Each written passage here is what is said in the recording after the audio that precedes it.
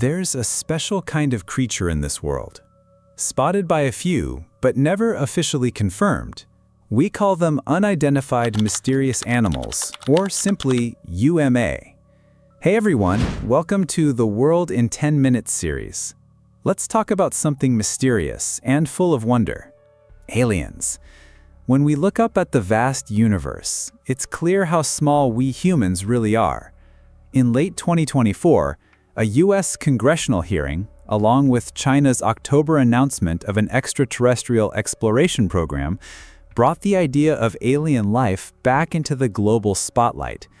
So today, let's explore one of the most bizarre alien encounters of the late 20th century, the Voronezh alien encounter. This strange event happened in 1989 in the city of Voronezh, in what was then the Soviet Union. It's one of the most widely reported alien sightings of that time. Here's how the story goes. On October 3, 1989, a Soviet newspaper ran a headline that roughly translates to "Playing Soccer with Aliens." It detailed a bizarre event that took place just days earlier, and the story was so complete, it deserves to be shared in full, though we've trimmed and tweaked it for clarity. On September 27, 1989, a group of 5th grade students, Vasya Surin, Yevgeny Blinov, and Yulia Sholokova, were playing soccer near the Mashmet bus station park, along with about 40 adults nearby. Around 6:30 p.m., as the sun was setting, a pink light streaked across the sky. Moments later, a reddish-brown sphere, about 10 meters wide, suddenly appeared in the air, hovering about 12 meters above the ground, slowly spinning. The grass underneath it was flattened by a strange wind. The sphere left for a few minutes, then returned, now hovering again above the park. More people gathered to watch. This time, a hatch opened on the bottom of the sphere, and out came a 3-meter-tall being. It wore a silver jumpsuit, bronze boots, and a disc-shaped device on its chest. But the wildest part? It had 3 eyes. It glanced around briefly, then shut the hatch. The sphere slowly descended, bending a poplar tree as it landed. Then the hatch opened again, and 2 figures stepped out. One looked robotic, while the 3-eyed being spoke something no one could understand. Suddenly, a glowing object about 30 by 50 centimeters appeared on the ground. Then the alien spoke again, and the object vanished. The alien started adjusting something on the robot's chest, and the robot jerkily came to life, walking stiffly. One of the boys screamed in fear. The alien turned toward him, its glowing eyes flashed, and the boy froze, completely paralyzed. The crowd screamed in panic. Then, both the sphere and the 3-eyed being disappeared.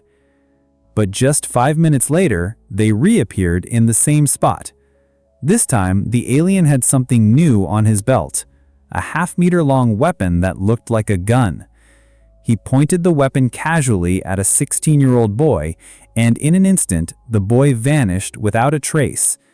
The alien then turned around, went back inside the sphere, and flew off. A moment later, the missing boy reappeared just as suddenly as he had vanished. This entire account comes from the testimonies of multiple eyewitnesses, and it remains one of the strangest and most unforgettable UFO sightings in modern history. It's worth mentioning that between September 23rd and 29th, residents on Putalina Street saw unidentified flying objects more than once. This sudden increase in UFO reports is referred to by researchers as a UFO flap, which usually occurs around the time of an actual UFO landing. The story above is the original report about the Voronezh alien encounter. This incident was first reported on September 30th, when Vasya's mother and several other key eyewitnesses contacted Alexander Mozilov, a researcher of unusual phenomena at the time. In the following 2 days, Mozilov went to the office of Voronezh public newspaper and, together with journalist Oleg Stolyarov, helped edit the article. Soon after, a TASS correspondent based in Voronezh saw the report. On October 9, 1989, TASS republished it, stating that scientists had confirmed that a UFO landed in a park in Voronezh, had identified the landing site, and even found traces of alien beings briefly walking in the area. At that time, TASS had strong political authority. It was essentially an official public news agency. Because of this, the report quickly attracted journalists from around the world who rushed to Voronezh to look for more information. On October 10th, the newspaper Soviet Culture followed up on the story. By October 11th, major international media such as the New York Times, Daily News, Canada's CBC, and the London Times had all published articles about the Voronezh UFO, revealing more interview details and further developments. A local police officer named Sergei Matveyev said that although he didn't see the aliens, he did notice the UFO landing. At the time, he thought he was just tired and imagining things. His exact words were, "I rubbed my eyes, but the object didn't disappear. It was definitely something flying in the sky." Local internal affairs departments said that due to lack of manpower, they didn't send additional patrols to the area, but if the same thing happened again, they would consider sending the military.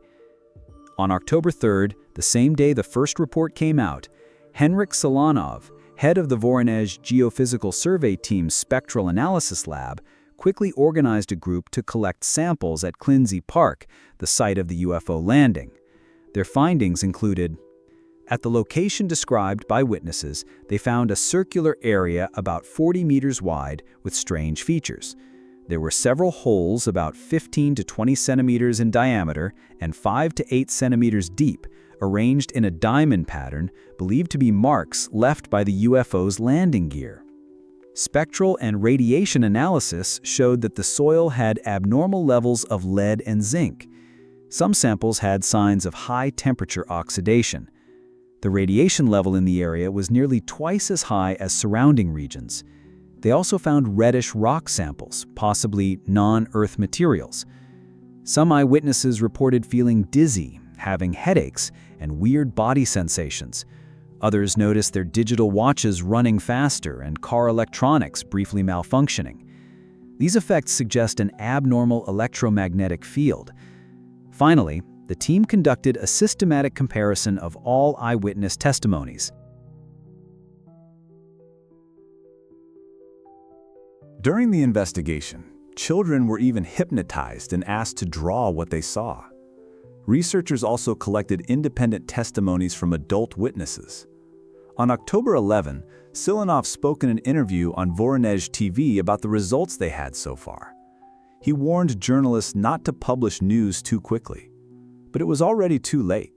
News about this possible alien encounter had already spread across the world. Even though TASS published an article the very next day denying the sensational nature of the event, it didn't work. People were already fascinated. At the same time, there was a sudden increase in UFO reports from Voronezh in nearby regions. These included close encounters of the third kind, where witnesses claimed to have seen alien beings. The reports dated from 1948 all the way to late October 1989. Calls, letters, and interview requests came pouring in. Local public relations offices and police were overwhelmed. The media attention made more and more people believe that extraterrestrial life had regularly visited the Soviet Union. But not all media accepted this strange, hard-to-explain story. In 1990, American skeptic Paul Kurtz wrote in the Skeptical Inquirer magazine that the way media handled the story was irresponsible in many ways. TASS had claimed that Silanov said he found 2 pieces of red rock that didn't seem to come from Earth. But later, Silanov clarified that the rocks were just common Soviet red sandstone, hematite.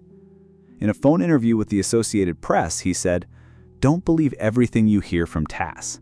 We never gave them the information they published." Also, the newspaper said that experts had confirmed a UFO had landed, but that was not the opinion of Silanov's research team. Even the number of witnesses may have been exaggerated. Journalist Vladimir Posner went to Voronezh with a filming team, but he couldn't find any adult witnesses other than the children.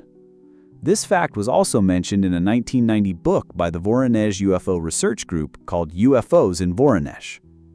All the adult witnesses said they saw a UFO hovering or flying, but none of them actually saw it land or saw any alien beings come out. Paul Kurtz believed that the aliens might have simply come from the creative imagination of children. If that's true, then this case would be no different from many UFO stories in the US. Of course, despite the opinions of skeptics, many scientists and researchers of paranormal phenomena remain open but cautious about the event. In 2001, the Discovery Channel aired a documentary called Giants, Mysteries, and Myths, which included many interviews from that time. Witnesses came from different jobs: police, pilots, students, steel workers, and yet their descriptions of the UFO were very similar. That's one reason why the Voronezh alien case is still a mystery today. Professor Silanoff and other researchers never gave a clear conclusion. In their books and reports, they said, "It's very difficult to study these strange events using only known scientific tools." But that doesn't mean these events didn't happen. When it comes to UFO-related phenomena, the only answer we might be able to give is, it seems like we're the ones being studied. But by who? And why? Since the start of the 21st century, with advanced photos and videos of UFOs have become, now I'd like to share a few clips I came across on YouTube, which also claim to show UFOs captured in the Voronezh region. Because the creators and sources of these videos are hard to verify,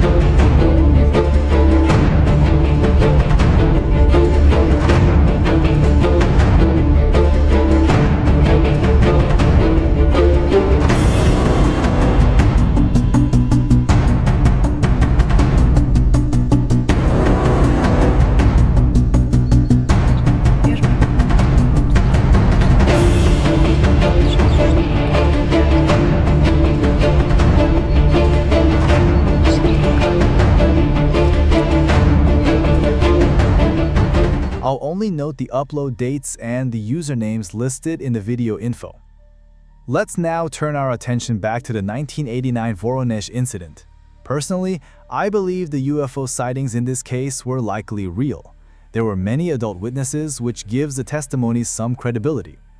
Even if it wasn't an organized report, the number of witnesses makes it worth considering. As for the claims about seeing aliens, I think those stories probably came from the children's imaginations. Given the Soviet social and political background at the time, this seems quite likely. Let me explain. In the late 1980s and early 1990s, there was a sudden surge of UFO reports across the Soviet Union.